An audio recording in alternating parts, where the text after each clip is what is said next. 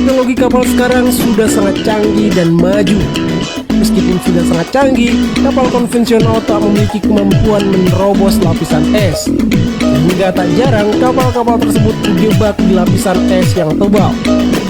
Apalagi ketika berlayar ke wilayah utara yang memiliki lapisan es yang tebal.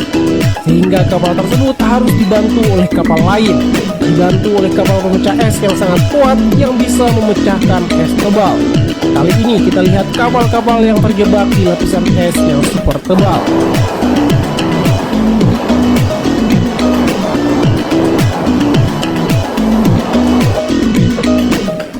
Pada akhir tahun 2013, kapal akademik Sostalski yang tengah melakukan pelayaran Spirit of Motion terjebak es yang super tebal di kutub selatan. Kapal asal Rusia tersebut membawa 74 orang penumpang yang terdiri dari ilmuwan, turis, petualang, dan wartawan. Beberapa bagian kapal juga mengalami kerusakan karena berusaha menerobos es yang super tebal. Para penumpang kapal ini pun terpaksa dievakuasi menggunakan helikopter. Sementara kapal pemecah es yang lebih kuat akan membantu membukakan jalan bagi kapal. Tapi butuh waktu 2 hari bagi kapal pemecah es untuk mencapai lokasi kapal yang terjebak. Bersyukurnya kapal ini berhasil dievakuasi. Pada tahun 2010, cuaca yang sangat ekstrim melanda wilayah Eropa. Beberapa wilayah Eropa dilanda dingin yang sangat-sangat ekstrim. Hal tersebut membuat Laut Baltik membeku. Bahkan lautnya membeku dengan sangat cepat. Hal tersebut membuat banyak kapal yang tengah berlayar terjebak di lautan es.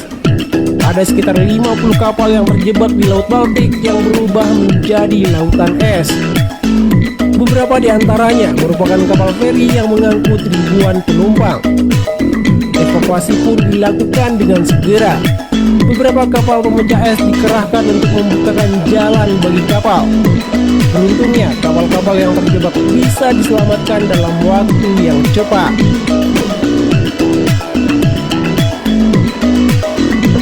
Terkadang cuaca dingin yang sangat ekstrim juga membuat kapal pemecah es pun terjebak di lapisan es yang tebal. Seperti yang pernah terjadi pada USGC Halley.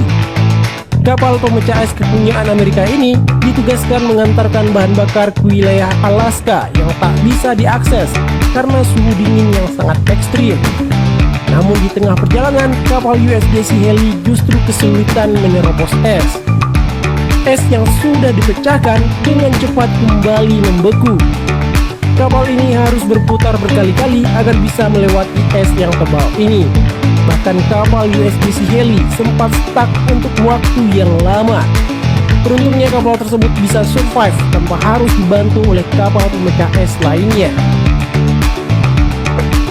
Pada tahun 2019, sebuah kapal pemecah es milik Kanada harus bergerak cepat ke arah utara untuk menyelamatkan kapal pesiar yang terjebak dekat kutub utara.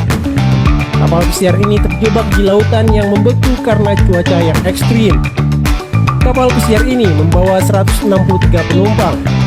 Kapal pesiar ini sejatinya masih bisa bergerak sedikit demi sedikit. Namun jika terus dipaksakan, kapal bisa mengalami kerusakan hingga akibat fatalnya kapal bisa tenggelam. Kapal pemecah es pun datang dan langsung membukakan jalan untuk kapal pesiar ini melintas. Beruntung kapal pemecah es berhasil membawa kapal pesiar bersandar kembali ke pelabuhan. Berikutnya kita lihat 2 kapal wisata terjebak di Danau Erie yang terdapat di perbatasan Amerika Serikat dan Kanada. 2 kapal tersebut tak bisa bergerak sama sekali karena danau membeku dengan sangat cepat. Kedua kapal ini pun menunggu bantuan datang. Selanjutnya, 1 kapal terjebak di Danau Michigan, Amerika Serikat. Kapal yang berukuran besar ini stuck tak bergerak akibat danau yang membeku. Kapal pemecah es pun bergerak perlahan membukakan jalan bagi kapal ini. Lalu apa yang terjadi ketika kapal terjebak di lautan es? Bumi bagian utara dan selatan memiliki suhu yang lebih dingin, apalagi di musim dingin. Suhunya sangat-sangat ekstrim. Hal tersebut bisa membuat lautan membeku dengan sangat cepat. Kapal-kapal yang tengah berlayar pun bisa terjebak di lautan es. Kapal tersebut akan kesulitan bergerak. Bahkan jika dipaksakan bergerak pun bisa berakibat fatal. Bagian-bagian kapal bisa mengalami kerusakan. Hal terparahnya, lambung kapal bisa bocor dan hal tersebut bisa menyebabkan kapal tenggelam. Karena lautan yang membeku biasanya hanya bagian atasnya saja yang membeku, sedangkan bagian dalamnya masih mencair. Jadi ketika kapal terjebak di es, hal yang harus dilakukan adalah meminta bantuan. Selanjutnya kapal pemecah es pun akan datang memecahkan es dan membukakan jalan untuk kapal melintas. Kapal pemecah es merupakan kapal yang didesain dan dirancang dengan tujuan memecah lapisan es. Bagian lambung kapal harus benar-benar kuat untuk menahan es dan tidak mudah rusak. Desain dan bentuknya berbeda dari kapal biasa, sehingga ketika melaju, kapal ini bisa memecahkan es. Baling-baling dan tangki pemberat juga dibuat tahan terhadap es. Selain itu, mesinnya juga harus memuntahkan tenaga yang sangat besar, karena kapal harus bergerak maju menghancurkan lautan yang membeku. Makanya beberapa kapal pemecah es saat ini ditenagai oleh mesin tenaga nuklir. Adalah Rusia satu-satunya negara yang bisa menciptakan kapal pemecah es bertenaga nuklir. Yap, Rusia memang menjadi raja kapal pemecah es. Mereka memiliki beberapa kapal pemecah es yang besar dan terkuat. Kapal pemecah es terbesar dan terkuat saat ini adalah kapal The Arctica. The Arctica merupakan kapal pemecah es kepunyaan Rusia yang bertenaga nuklir, dan saat ini menjadi kapal pemecah es terkuat dan terbesar di dunia. Kapal ini mulai dibangun pada tahun 2013, diluncurkan 2016, dan baru mulai ditugaskan pada tahun 2020. The Arctica memiliki panjang 173 meter, lebar 33 meter, dan memiliki kapasitas kargo 7.100 ton. Kapal ini memiliki dua reaktor nuklir yang menghasilkan daya total 97.800 horsepower. Kapal Arctica bisa menembus es tebal sekitar 3-4 meter. Kapal ini memiliki kecepatan 22 knot jika berlayar di lautan normal.